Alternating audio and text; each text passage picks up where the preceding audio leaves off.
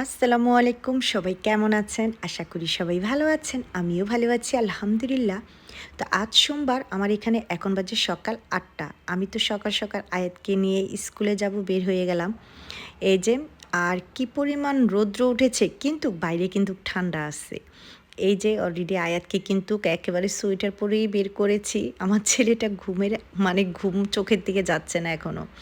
আর এই পাতাগুলো এখন হলুদ হয়ে আছে, আস্তে আস্তে হলুদ হয়ে পড়বে।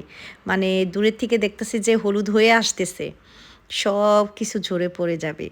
তো এখানে দাঁড়ায় আছি আয়াতকে নিয়ে বাসের জন্য। একেবারে কানগুলো ঢেকে রাখছি, কারণ গালগুলোও ঠান্ডা হয়ে গেছে, বাইরে ভালো ঠান্ডা। তো আশা করি আজকে আমার পুরো ভিডিওটা দেখবেন। চলো, চলে আসছি আমরা আয়াতের স্কুলের সামনে। যে আমাদের তো আগে এদিক দিয়ে যেতাম, এটা না রাস্তা, এখন হচ্ছে এটা। ওই দিকে বসবা, চলো আসো একটু বসে নাও। মা বসবা? বসবে। ব্যাগটা বলছি আমার কাছে দাও না, একটু পাতলাই, যে কারণে নিজেই নিছে যে না আমার কাছে দাও, আমার কাছে দাও। এটা রাখো, হ্যাঁ বসো, একটু বসো, পরে আমরা আবার যাচ্ছি সময় হলে। তুমি আগে দাঁড়ায় থাকবে গিয়ে। আয়াতের স্কুলের গেট খুলে দিচ্ছে, ওরে ভিতরে দিয়ে টিচারের কাছে আমি চলে যাচ্ছি, কারণ আর দাঁড়াইলাম না। অন্য অন্য তুলনায় তো অনেকক্ষণ দাঁড়ায় থাকি, ছেলেটা ভিতরে যাওয়ার পরে তারপর যাই। এখন আমার বাস ধরতে হবে, এই কারণে আর দাঁড়ালাম না।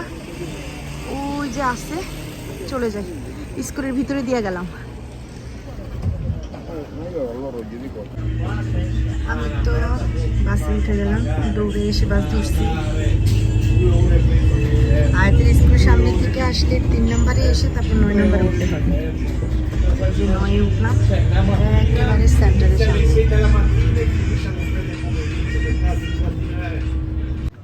বাসটা এসে যে একেবারে ভিক্টোরিয়ার সামনেই থামে।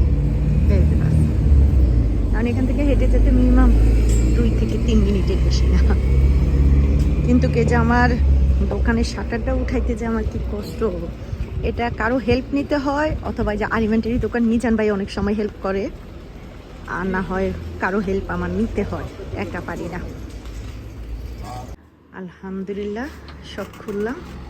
আমার পাশে যে তাবাকের দোকানটা, এখানে যে ছেলেটা থাকে, মালিকের ছেলে, উনি আজকে আমাকে হেল্প করছে। যখন দেখতেছে যে আমি শাটার উঠাইতে পারি না, তখন সে আমাকে হেল্প করে দিল। বললাম না, কারো হেল্প ছাড়া আমি এটা খুলতেই পারি না। আর ভারী না, আরে বাবা, যা আল্লাহ রোগটাকে ভালো রাখুক। এখন আমি আমার জন্য কি একটা না কাফি আর একটা বিরস নিয়ে আসি। এই জিনিসটাই হাজবেন্ড না থাকলে বেশিরভাগ মিস করি, যে আমারে দেখলেই ও গিয়ে নিয়ে আসতো নাস্তা, বলতেই হতো না। এখন তার নাই, এখন আমারটা আমারই আনতে হবে। তো যাই নিয়ে আসি, নাস্তা নিয়ে আসছি। আলহামদুলিল্লাহ এত গরম বিরস পাইছি।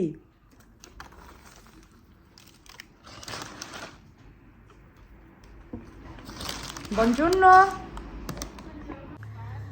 আমার এখানে এখন বাজে দিন 12টা।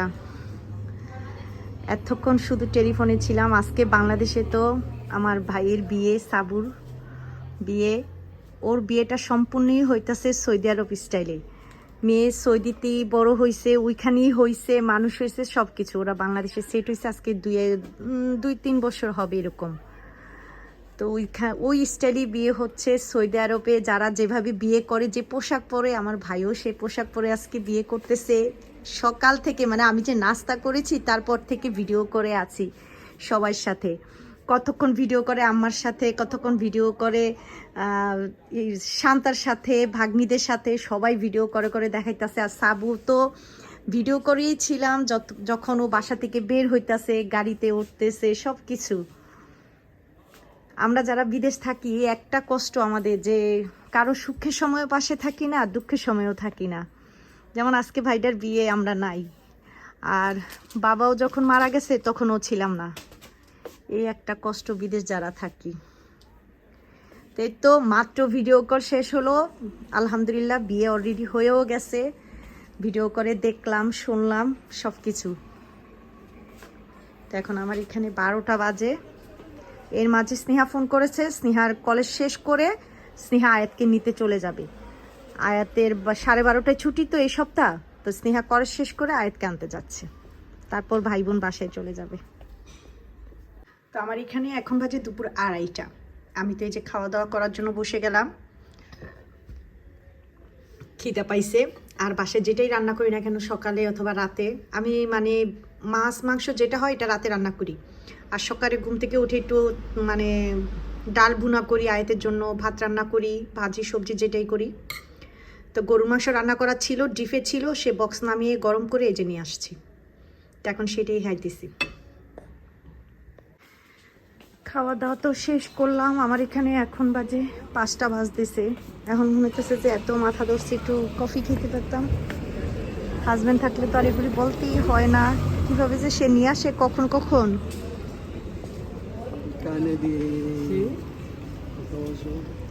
এর মাঝে আবার ভাবিরা আসলো, একটু কথা বললাম, ভালোই লাগলো। একলা একলা কতক্ষণ ভালো লাগে, কাস্টমার আসে চলে যায়, শেষ। বেচা কিনা যাই আছে আলহামদুলিল্লাহ, এতটা খারাপও নেই আবার ভালোও নেই, সব কিছু মিলিয়ে আলহামদুলিল্লাহ। আমার এখানে এখন বাজে 7:45। এই তো আমি চলে আসছি, সব বন্ধ করে বাসের জন্য দাঁড়ায় আসছি। বাস আসলে চলে যাব, একেবারে বাসার সামনে 16 নম্বর বাসে যাব। সব চোখ বন্ধ করে এই যে একটু চিংড়ি মাছ কিনলাম আজকে। আমার ছেলেটা আবার বললো যে একটু চিংড়ি পেঁয়াজি খাবি। মানে বাবা যে নাই, মারে বলতেছে তুমি শর্টকাট রান্না কইরো মা, যেমন চিংড়ি মাছ ভুনা, গরুর মাংস, চিকেন এগুলো হইলেই হয়। তো ওই যে আমার বাস চলে আসছে, আমি তো বাসে চলে আসছি। এসেই পাকের ঘরে ঢুকলাম। আজকে রান্না করেছিলাম লাউ দিয়ে ডিম। এই যে আমার ঘরে ফোলাফাইন কি করছে, ডিম সব খাইছে, লাউ কেউ খায় নাই। আমি যদি থাকতাম তাহলে লাউ দিয়ে মেখে ভাতটা খাওয়াইতাম। তো এই যে, আর এদিকে গরম দিছি, আর রুই মাছ বেগুন দিয়ে রান্না করেছিলাম। আলু বেগুন দিয়ে রুই মাছটা রান্না করছিলাম। আর ওই যে ডাল রান্না করছিলাম। তো এখন সব কিছু গরম দিছি, গরম হইলে তারপর আমি খাবো। ভাত আছে এই কয়টা, আরও আছে ভাত, ওইটা সহ গরম করে একসাথে কয়টা ভাত খেয়ে নেব। তো এদিকে তো আমি খেতে বসেছি, আর আমি লাউ আর ডিম দিয়ে খাচ্ছি। আমার কাছে এই তরকারিটা অনেক ভালো লাগে। আমার ছেলে মেয়ে সব ঝোল খাইছে, ডিম খাইছে, কিন্তু কেউ লাউ খাইলো না। যদি আমি থাকতাম তাহলে লাউ দিয়ে মেখে খাওয়াইলে তখন বলতো মা অনেক মজা হয়েছে। কিন্তু এভাবে মা নাই তো লাউ খাবে না কেউ। তো এই যে ফাইনালি আমিও খেতে বসেছি। আমি কখনোই এরকম রাতে ভাত তো খাই না, রুটি খাই, তাও সেটাও না খাইলেও মনে হয় যে ভালো। তারপরও আজকে অনেক দিন পরে এরকম রাত্রে ভাত খেতে বসেছি। বাইরে থেকে আসার পরে মনে হইতেছে না কয়টা ভাত খাই। তো এই যে, আর আমি দুপুরে নিয়ে গেছিলাম একটু মাংস ছিল, মাংস দিয়ে নিয়ে গেছিলাম। আর এই যে এখন তো খাইতেছি। তো আজকে তো আমার সারাদিনের একটা ছোট্ট ভিডিও আপনাদের সাথে শেয়ার করেছি। তো আজকে এই পর্যন্তই। আল্লাহ হাফিজ।